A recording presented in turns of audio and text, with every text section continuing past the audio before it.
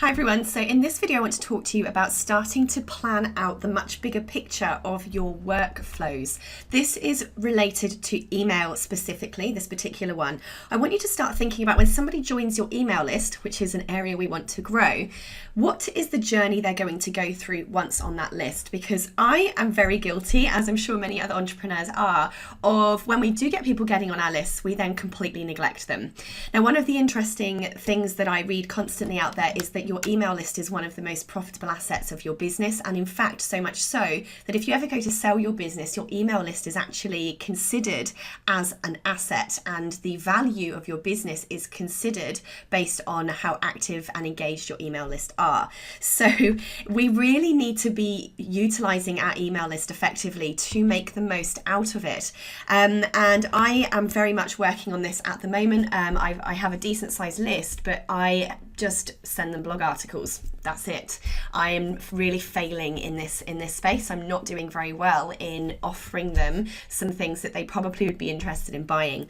So we need to create what's called a workflow or a nurture sequence for the people that go on our list. So when they first land in that list, what happens to them, and then start thinking about what journey do we want to go on so that we can later then use automation software to make this stuff happen automatically. We want to ideally create the most effective ways for people to go from a new person to a buyer without us having to be physically present as much as possible. So before we worry about automation software, I have got some videos that Dan DeWitt has done for us, which are on Active Campaign. They come later on in the challenge. But let's look at this particular series here. I'm going to show you my real stuff. So what I'm working on at the moment is the first thing I want you to do is to write down all of the stuff that your clients, contacts, prospects, customers have to engage with. So let me give you some examples, and this might get your brain thinking. This is my real business. I'm showing you behind the scenes here.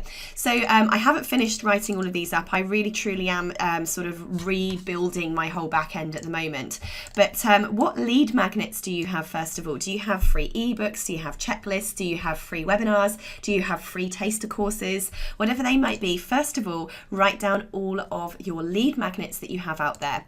Then I've got a load of online courses. So I'm still writing all of these up, but these are all my online courses that are currently published and the people can currently enroll in. Then what face-to-face training and workshops do you have? Then I have various different things that people might obtain quote requests for. So these are my general services. So what practical services do you have in your business? Then this is going to come later on.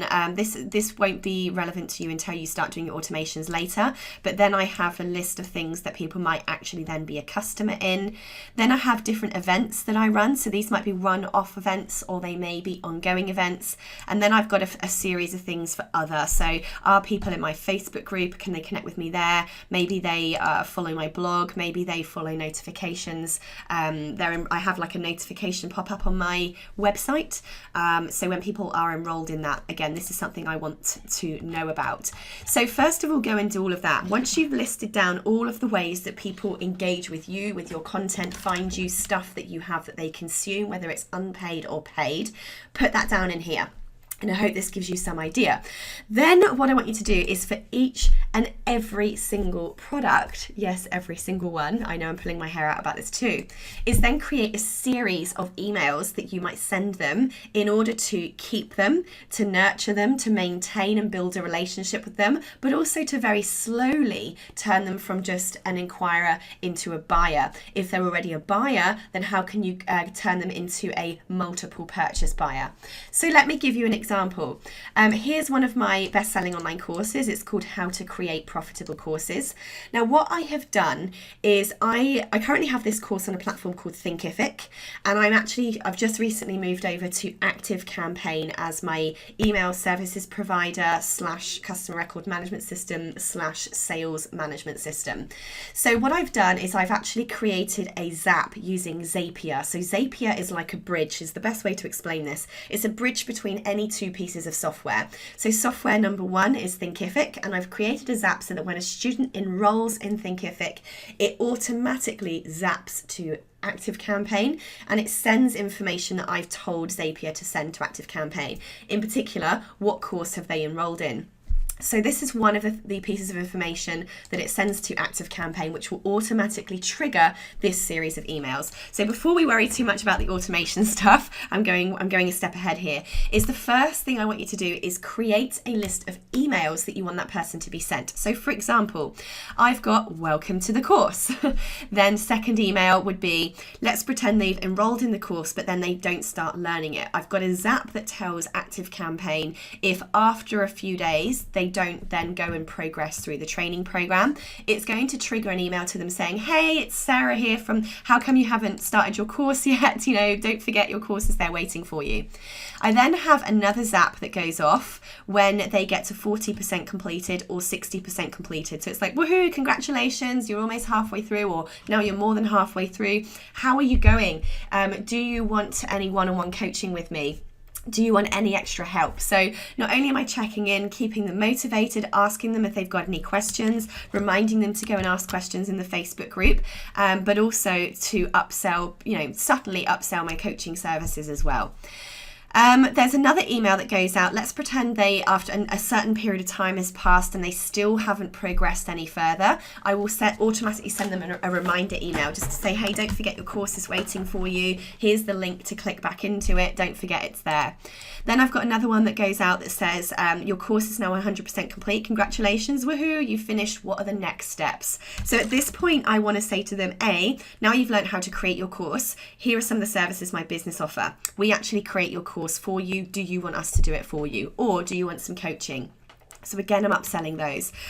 Also, another upsell I have is now that they have created their course, now they want to learn how to market, promote, and sell their course. So I now have another course, which is the online course marketing masterclass. So I want to upsell them to that. So that's when now, in this 100% complete email, I'm going to give them a 50% discount coupon to the next course. So that's the next email that goes out. If they don't upgrade to my online course marketing masterclass, or they don't click the link using their coupon, again, another trigger will go out, which will send them a 3-part email series. So in that 3-part email series, that's going to be some really helpful hints for marketing their course. And obviously each one will say, are you sure there's 50% coupon if you want to start doing this now? And then I'll give them a last chance to grab that 50% off discount. If nothing happens at all in 60 days, like if they don't do anything, they don't click anything, I'll send one final reminder email, and then I'll just put them into one of my sort of main generic nurture list, which is just blog posts getting sent to them and stuff. So you can see here how, again, like my next course is pretty similar, but then obviously just related to a different topic. So that's again how I'm going to go through. Now what I've done is I've started using a Google Docs document where I have started writing out all of the content for these emails. So I have quite literally gone, there's email 401. I've written out the whole text, email 402, I've written out the whole text, email 403, I've written out the whole text. So you can see here now I've started writing out all of the copy for this, so that when you do then go into your ActiveCampaign to start building that out, clicking everywhere here. When you go into your ActiveCampaign, to start building that out, you can start copying and pasting these emails into your automation sequences as you go along. So this is your task now, is to write down all of the things that you have out there that your audience can engage with, and plan out, just in this list form at the moment, what the email sequences will be when people join that list, but then also start writing out the copy for that email sequence as well. So you can start seeing your business from a much bigger picture and start seeing how you can profitably filter people through your list. So hope that helps. Get cracking. That's your next challenge. Bye.